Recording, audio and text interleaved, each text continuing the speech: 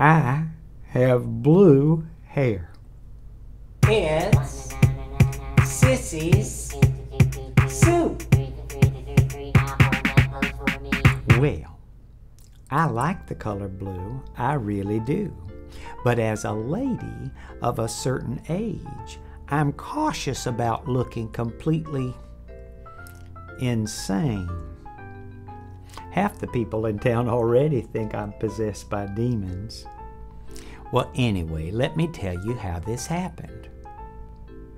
Do you remember Sue Lynn, Jeanette's daughter? I made a video about her little boy Sammy's birthday party. Anyway, my dear friend Jeanette has a daughter, Sue Lynn. Sue Lynn has always needed a little extra help at school and, well, just with life. For the longest time, Sue Lynn has been wanting to go to cosmetology school to become a hairdresser. She's been working at Kmart in Brandon, supporting herself and Sammy. There just didn't seem to be a way for her to afford to go back to school. Jeanette couldn't afford to send her either. So when Dick Richards left me all that money, I took it on. I told Sue Lynn that I would pay for her to go back to school and I would take care of all her bills until she got through, and that's what we did. She worked twice as hard as anybody else would have, and she got her license.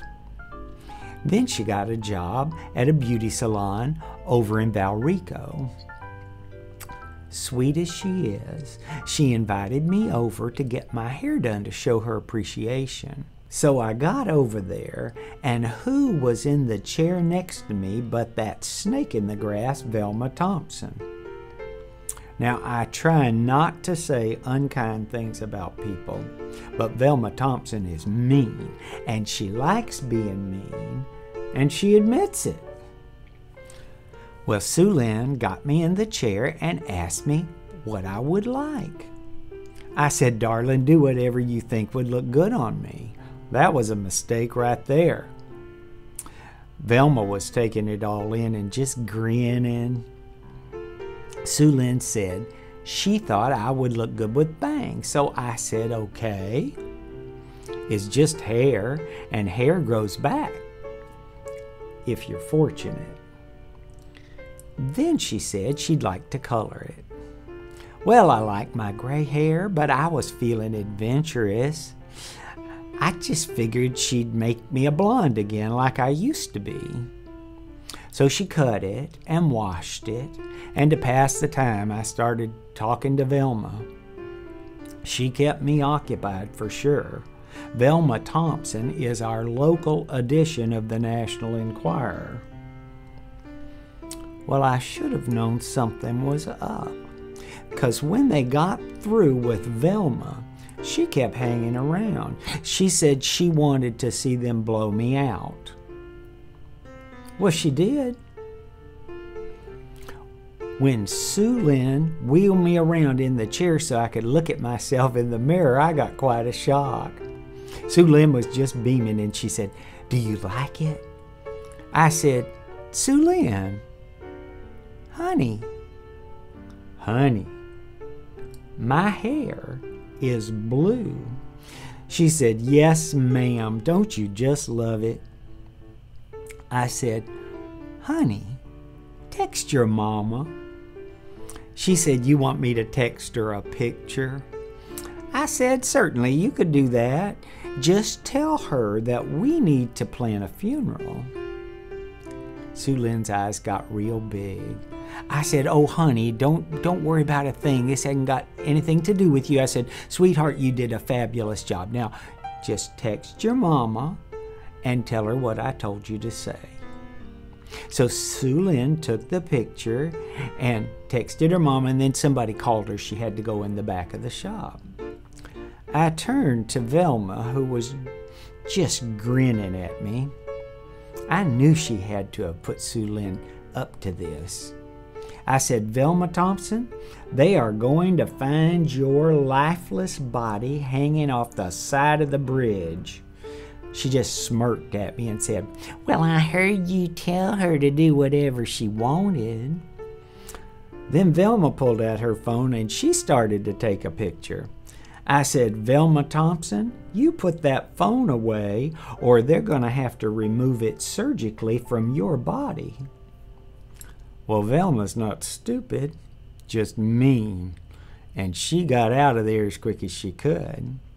Sue Lynn came back in and said, "You don't like it, do you?" I laughed at her and I said, "Oh, well, it's starting to grow on me, but it's not my first choice." She said, "Miss Thompson told me to do it before you got here." I said, "She did she?" Sue Lynn said, "Yes, ma'am. She said that you told her just the other day that you loved colored hair and you'd love for yours to be blue." I said, "She did she?" Sue Lynn said, "Yes, ma'am. And she said I should surprise you." I said, "She did she?" Sue Lynn said, "Yes, ma'am." Well, about that time, my phone started to ring, and it was Jeanette. She got the picture. She was dying laughing. She said, "How did this happen?" I said, 2 words, Velma Thompson. I told her the whole story, and Jeanette said, "Lord, that woman's mean." We both got tickled, and I said, "Listen, honey, I got to go. I got to talk to your daughter." Well, I went to Sue Lynn, and I said, "Honey, we've been played. Both of us have." And Sue Lynn just smiled, and she said, "I'll fix it." She said, "Let's just let it rest a week, and then you come back in, and we'll do something different to your hair." I gave her a big hug, and I said, "You really are the most precious thing." Well, I did mess with Velma a little. I sent her flowers. I sent her one of those big arrangements on a stand like they do for funerals. And I told the florist, no card, but I told him, I said, "If she presses you, you can tell her that the flowers were for me. She's going to worry herself sick just wondering what I'm going to do." Let her squirm. Well, I've got to go. I'm going down to Fred's to have lunch with Jeanette. I can't wait to see the look on people's faces when they see this blue hair. Well, bad as I hate to, I have to say, it's good to quit talking to you. Now go on, do something else. Bye. Bye-bye. Bye-bye.